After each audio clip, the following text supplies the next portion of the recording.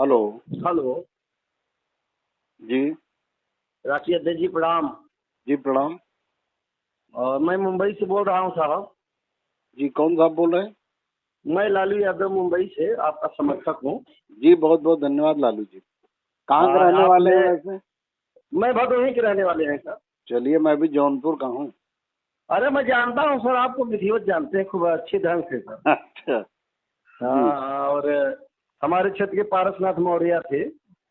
पारसनाथ मौर्य भदोही वाले जो सपा में थे, हाँ एमएलसी। हाँ, MLC थे, बरोबर, वो हमारे घर के बगल के ही। अच्छा, मैं उनसे बहुत मिला हूँ, मैं उनके यहाँ रहता भी था जब अच्छा अच्छा। मैं समाजवादी पार्टी से ही राजनीति मैंने शुरू की थी ना। नहीं नहीं सर, हमारा समाज जो मुंबई में यहाँ है, उत्तर भारतीय समाज, जी जी। उसमें आज 20 साल से तो ब्राह्मण ठाकुर ने उत्तर भारतीयों को ठगने का काम किया। वो तो ठगेंगे ही, वो तो बच्चा पैदा होने से लेकर मरने तक ठगे ही रहे। हाँ, लेकिन जो आपने लेटर जारी कर दिया देवरिया मैटर को लेकर मान्यवर, जी जी। वो यहाँ बहुत एक आपका अलग चर्चा हो रही है साहब। चलिए बहुत बहुत धन्यवाद। देखिए हाँ, हम लोगों में हम ये कह रहे हैं लोग। जी जी जी। जी। लोग कह रहे हैं कि देखिए, बैकवर्ड का नेता कोई है तो केशव देव मौर्य जी है। नहीं नहीं, हम सभी लोग बैकवर्ड के नेता हैं। जी जी जी। हमें हमें आप अलग मत समझिए। नहीं नहीं, हम अलग नहीं समझ, लेकिन आपने जारी हम किया, साहस दिखाया सर। नहीं, मैं अखिलेश जी का प्रबल समर्थक हूँ। जी जी, अखिलेश जान भैया, से सर, जान। मैं अखिलेश भैया के पीछे खड़ा हूँ। बिल्कुल हमें बिल्कुल। और उनको आप अलग अलग मत समझिए। नहीं हम नहीं नहीं नहीं नहीं, हम बिल्कुल। वो दोनों एक हैं। एक है जी। हम वो दोनों एक हैं, दिखावे में भले अलग अलग हैं हम लोग। जी क्योंकि जी जी। क्योंकि चुनाव खत्म हो गया तो बहुत से काम जी ऐसे होते हैं जो साथ रह के नहीं किए जा सकते हैं। जी तो हम सर लोग जी। दिखावे में अलग हैं लेकिन सही सही एक। एक है जी जी। हम उनके उनके उन्हें हम नेता मानते हैं। नहीं क्योंकि नहीं, मैं। जी क्योंकि जी। क्योंकि लालू जी, पहले जो है हम समाजवादी पार्टी के कार्यकर्ता रहे हैं। अरे और जी सर जी। राजनीति हमने समाजवादी पार्टी से सीखी है। समाजवादी जी पार्टी में हम विधानसभा, जो जिला स्तर, विधानसभा स्तर, वहां से हमने राजनीति सीखी है। और जी जी नेताजी हमारे आराध्य हैं, हमारे सम्मानित हैं। जी और जी सर। आज भी हमारे घर में नेताजी की फोटो लगी रहती है। जी जी जी जी। तो हम उनके प्रबल समर्थक हैं। और बिल्कुल बिल्कुल। देखिए, सही बात तो ये है कि जी अगर जी इस मुद्दे में, मुझे लगा देवरिया मुद्दे में जिस तरह से ब्राह्मणों ने राजनीति शुरू की है, जी जी अगर सर जी। भाई हम करें बलिया में, जब यादव लड़के को गोली मार दिया गया छात्र संघ के चुनाव में, ठाकुरों ने जी मारा, जी। तब कोई कार्रवाई मारा। योगी जी ने नहीं किया। कुछ नहीं सर। भदोही में हत्या हुई तब कुछ नहीं किया। जब कुछ नहीं। बनारस में हत्या कर दिया ठाकुरों ने यादव को, तब कुछ नहीं हुआ। कुछ पुलिस नहीं ने सर। मारा, पुष्पेंद्र यादव को फर्जी इनकाउंटर हुआ, उसकी पत्नी ने आत्महत्या कर लिया, न्याय न मिलता दे, नहीं तब मिला। कुछ नहीं योगी जी ने किया। ना एक FIR दर्ज किया उस पुलिस वाले के ऊपर, ना उसका घर गिराया। जी जी। आगरा में कुशवाहा महिला के साथ बलात्कार ठाकुर ने किया, तब कोई केस नहीं दर्ज हुआ। कुछ नहीं। करमवीर साक्य को 22 चाकू मारा, 28 चाकू मारा, 23 चाकू जी अभी मारा शीला मौर्य को, तब कोई काम नहीं हुआ। लेकिन जी जी सबसे बड़ी चीज है कि देवरिया हत्याकांड में जी। समाज ने, यादव समाज ने हिम्मत दिखाकर, ऐसे समय में जब भारतीय जनता पार्टी प्रदेश और देश में है, ऐसे समय में सरकार। अगर उन्होंने जवाब दिया, जी अपने जी बेटे की हत्या का जवाब दिया अगर उन्होंने, जी और जी उनका साथ अगर कोई नहीं देगा, तो फिर जी। पूरे प्रदेश में दलित पिछड़े डर जाएंगे कि यार हमारा साथ कोई नहीं देगा, इसलिए अब डर के रहो, भाजपा की सरकार में डर के रहो। अगर बहुत सही, बहुत अगर सही। और अगर यादव डर गए जी। तो बैकवर्ड में दूसरी और कोई जाति नहीं है जो इनका मुकाबला कर पाएगी। हम्म। तो हम इसलिए हमने कहा कि जब कोई नहीं बोल रहा है, अच्छा बोल इसलिए कोई नहीं रहा है कि जी जी। केवल अगर प्रेम यादव की हत्या हुई होती तब जी। तो सब बोलते। लेकिन सब प्रेम बोलते। यादव की हत्या के रिवर्स में, उसके जी हत्या के बदले में 5 हत्या ब्राह्मणों की हो गई, छोटे हम्म। बच्चों की हत्या हो गई। इसलिए लोगों पे सामाजिक दबाव था, इसलिए लोग नहीं बोल पा रहे थे। जी जी लेकिन जी हमने कहा नहीं, अगर इस समय अगर नहीं बोला, भाजपा सरकार मनमानी कर देगी। जी तो जी। भाजपा अगर इस मुद्दे पर अगर आवाज नहीं उठी, भाजपा सरकार ने मनमानी कर दिया, तो मनोबल गिर जाएगा पूरे पिछड़े समाज का। बहुत मुस्लिम सही सर। मुस्लिम समाज डरा हुआ है। जी जी जी। और अगर पिछड़े समाज में यादव भी और डर गया, डरा तो यादव समाज भी है भाजपा सरकार में, लेकिन अगर इस तरह से और डर गया और डरा दिया गया तो फिर कोई नहीं खड़ा होगा इनके सामने। ये जो चाहेंगे सो करेंगे, चुनाव में भी वोट नहीं देने देंगे हमें। जी जी सर। तो हमने इसलिए आवाज उठाई और हमसे हमसे कल एक इंटरव्यू एक छोटे चैनल ने किया, बड़े चैनल तो हमसे बात नहीं कर रहे हैं। जी जी सर। इसके पहले खूब इंटरव्यू लेते, जब अखिलेश यादव जी के खिलाफ बोले तो अभी खूब इंटरव्यू लेंगे। खूब लेंगे, खूब लेंगे। लेकिन वैसे हम कर हर चैनल हमें जानता है, हमारे यहाँ हम एबीपी गंगा पे बैठ चुके हैं, आज तक पे बैठ चुके हैं, हम न्यूज 24 हो चाहे इंडिया टीवी हो, हर चैनल पे हमने इंटरव्यू दिया है, आए हैं हमारे पास इंटरव्यू लेने। आज कोई नहीं आ रहा, आज उन्हें हमारा लेटर नहीं दिख रहा। आपको मुंबई में बैठे वो लेटर दिख गया, लेकिन मीडिया वालों को नहीं दिख रहा है। जी दिख रहा है लेकिन उन्हें पता है कि उसमें उनके खिलाफ सारी बात है, तो इसलिए वो हमारे पास नहीं। तो एक छोटा ही चैनल है, यादव समाज के लोग चलाते हैं, तो उन्होंने कहा साहब कोई नहीं चला रहा है तो मैं चलाऊं। हमने कहा बिल्कुल आइए। तो उनको इंटरव्यू दिया, उसमें उन्होंने हमसे सवाल पूछा, योगी जी बात बात में घर गिरा देते हैं, बिना किसी प्रमाण के घर गिरा देते हैं। जी जी सर। योगी जी ने मुकदमे दर्ज कर दिए आजम साहब पर सैकड़ों, तो उनसे पूरा विपक्ष डरता है भाजपा सरकार से। तो क्या आपको नहीं डर लगता? हमने कहा डर लगता है भैया, हमें भी डर लगता, लेकिन अगर आज नहीं लड़े, आज अगर हम लोगों ने अपने डर पे काबू नहीं रखा और आज नहीं लड़े, तो क्या तब लड़ेंगे जब पूरा समाज गुलाम हो जाएगा? नहीं नहीं सर। फूलन देवी की को बंदूक क्यों उठाना पड़ा? अगर उसके साथ बलात्कार हुआ था और उसे न्याय मिल जाता, उसे एफआईआर दर्ज होती, जो लोग उसको नंगा घुमाए थे, बलात्कार किए थे, उन्हें सजा हो जाती, तो क्यों बंदूक उठाती, क्यों भीड़ में जाती हो? तो हम करें ये स्थिति आए कि हमारी कोई सुने ही ना, हमें बंदूक उठाना पड़े, उसके पहले कम से कम मुंह से ही बात कहनी है, कलम से लिखना है। तो आज की लड़ाई तो कलम की है, कल तो तलवार और बंदूक चलाना पड़ेगा। जी सर। तो आज ही लड़ लो। तो उन्होंने जब हमसे सवाल गया, हमने कहा आज बहुत करेंगे योगी जी, हमारा भी घर गिरा देंगे। जी जी बहुत करेंगे, हमें जेल भेज देंगे, हमारी जेल में हत्या करवा देंगे, लेकिन एक केशवदेव मौर्य मरेगा, सैकड़ों केशवदेव मौर्य पैदा होंगे, क्योंकि अभी मौका है।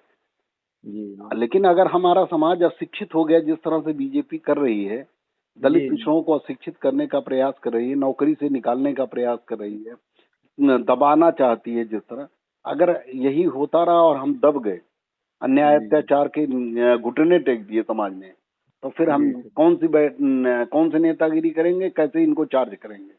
तो अभी मौका है इस मामले में। अब देखिए उसका परिणाम भी आया। मैं पहले कोई नहीं बोल रहा था, जैसे मेरा लेटर जारी हुआ, पूरे देश के यादव एक तरफा बोलने लगे।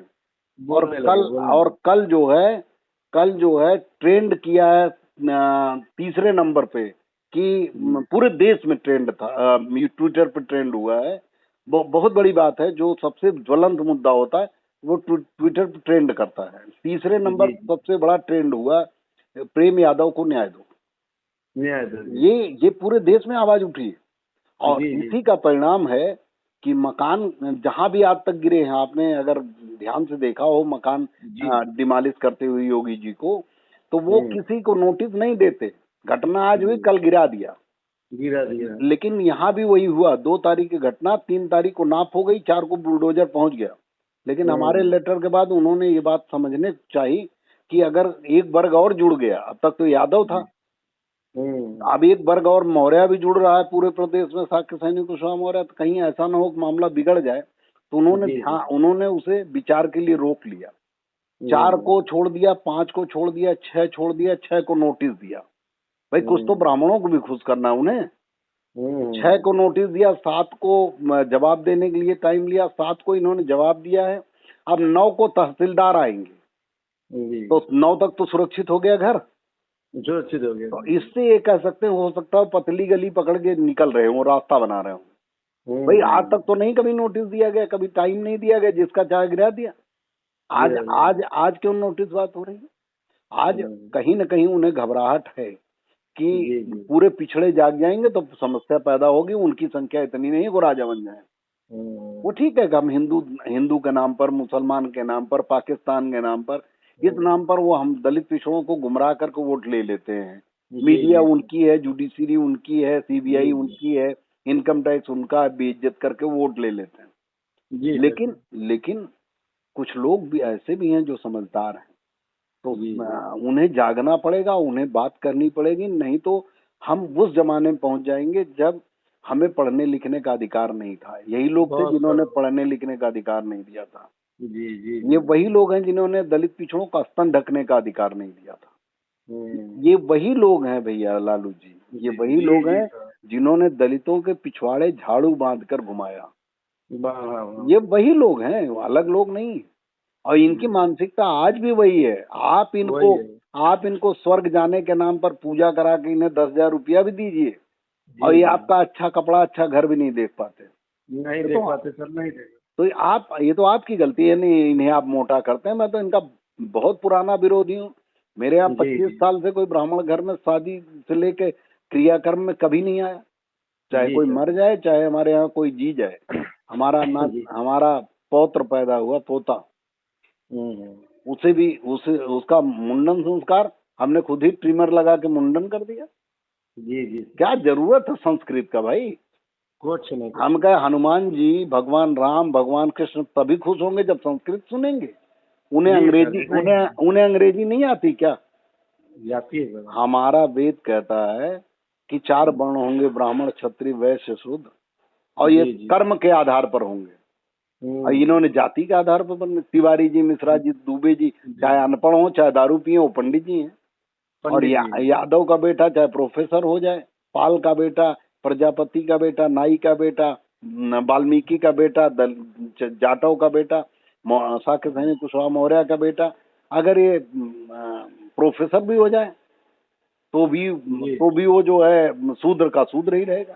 हम्म, ये किसने नियम बनाया? ये बेईमानों ने नियम बनाया। बेईमानों ने बेईमान भगवान श्री कृष्ण ने गीता में संदेश दिया है कि भगवान मंदिर में नहीं होता, मंदिर में तो ठग जी होता है जो ठग हमारे होता है नाम पर ठगता रहता है। जी जी भगवान मन मंदिर में होता है, लेकिन हम जी मानते ही जी नहीं। हम लोग मानते ही नहीं, कमाते हैं और बर्बाद करते हैं अपना पैसा। बर्बाद करते हैं कथा सुनने जाते हैं, फिर जो आपको कथा सुनाते हो आपका अच्छा कपड़ा नहीं पसंद करते, तो स्वर्ग क्या नहीं देंगे? नहीं क्या देंगे ये स्वर्ग नहीं देंगे। इनका जी बस जी चले तो नरक से भी नीचे अगर कोई जगह होगी वहां भेज देंगे। जी जी अध्यक्ष जी लेकिन सही उसके बावजूद हमारी मूर्खता है, हमारी नादानी है कि हम इनको है। मोटा करते हैं, ये हमें गाली बकते हैं, गाली ये हमें बर्बाद करने में लगे हैं। जी जी सर चलिए कोई बात नहीं, बहुत आपको शुभकामना, बहुत धन्यवाद कि आपने नहीं नहीं हमारा सर बड़ा मनोबल बढ़ाया। नहीं नहीं सर बड़ा अच्छा लगा अध्यक्ष जी और हम नहीं, काफी बार हम सभी एक हैं और हम जी जी संकल्पित हैं कि किसी तरह 2027 में, हम तो जी 2022 में ही सरकार बनवाना चाहते थे कि सपा सरकार बन जाए ना, दिक्कतें बढ़ेंगी। ये जिस जी तरह जी से अन्याय कर रहे हैं और दिक्कतें बढ़ेंगी। अरे हम कर रहे हैं, जब हम पूर्वांचल में रहते थे जौनपुर में, तो जी हमने जी नहीं देखा किस तरह कांग्रेस और बीजेपी की सरकार में अन्याय अत्याचार ठाकुर ब्राह्मण करते थे। बहुत बहुत बहुत। तो आज फिर वापसी वहीं हम लोग जाना चाहते हैं? नहीं।